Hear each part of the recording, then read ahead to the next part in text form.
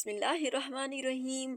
अल्लाहुम्मा सल्ले वसल्लिम अला नबीजीना मुहम्मदिन। अस्सलाम वालेकुम व्यूवर्स, कैसे हैं आप सब? अल्लाह ताला से दुआ है अल्लाह ताला हमेशा हम सबको अपनी रहमत के साए में रखे, आमीन सुम आमीन। बारिश का लुत्फ उठाना है तो ये दो मज़ेदार सी रेसिपीज ट्राई करें, आपको खाकर मज़ा ही आ जाएगा। तो आइए बिस्मिल्लाहिर्रहमानिर्रहीम रेसिपी शुरू करते हैं। इसके लिए सबसे पहले आपने 2 अदद सेब लेने हैं, उनको आपने काट लेना है। उसके बाद आपने उसमें 2 अदद कटे हुए अमरूद शामिल कर देने हैं और एक बड़े साइज़ का आपने कटा हुआ आम शामिल कर देना है।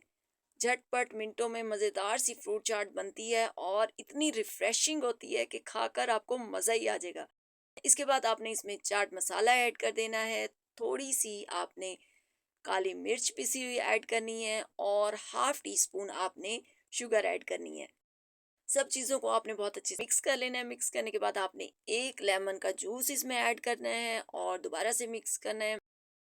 मिक्स करने के बाद यहाँ पर मेरे पास थोड़े से अनार थे, वो मैंने शामिल कर दिए। फ्रूट आप अपनी पसंद के मुताबिक जो इस्तेमाल करना चाहें कर सकते हैं।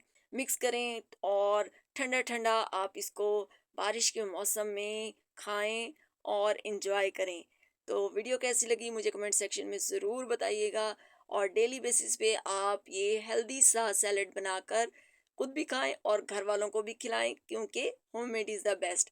अब चलते हैं दूसरे बहुत ही मज़ेदार स्नैक्स की तरफ, जो बारिश में मज़ा तो देंगे ही, और अगर आप डेली बेसिस पर शाम की चाय के साथ इसको खाएंगे तो ये लाजवाब स्नैक्स आपको पसंद आएंगे। 1 कप मैदा शामिल करना है और उसके बाद आपने इसमें 3 टू 4 टेबल स्पून घी ऐड करना है। घी ऐड करने के बाद अब आपने घी को अच्छी तरह से इसके अंदर मिक्स करना है और आपने एक मुट्ठी की फॉर्म में इसको लेना है। अगर तो आपकी मुट्ठी बन रही है तो इसका मतलब है कि घी की क्वांटिटी बिल्कुल परफेक्ट है। यहाँ पर घी की क्वांटिटी मुझे कम फील हो रही थी तो मैंने 2 टेबल स्पून मैंने घी और ऐड कर दिया और ये देखें अब ये एक मुट्ठी की फॉर्म में बिल्कुल आ रहा है। इसके बाद अब आपने इसमें 4 टेबल स्पून शुगर ऐड कर देनी है। ये बिल्कुल बैलेंस मीठा होगा और खस्ता करारे इतने कुरकुरे से ये स्नैक्स होते हैं कि खाते हुए मज़ा आ जाता है। इसके बाद आपने इसमें 1 अदद इलायची शामिल कर देनी है और चुटकी के बराबर नमक शामिल करना है। सारी चीज़ों को मिक्स करना है और पानी डालकर आपने इसकी एक हार्ड सी डो नीड कर लेनी है।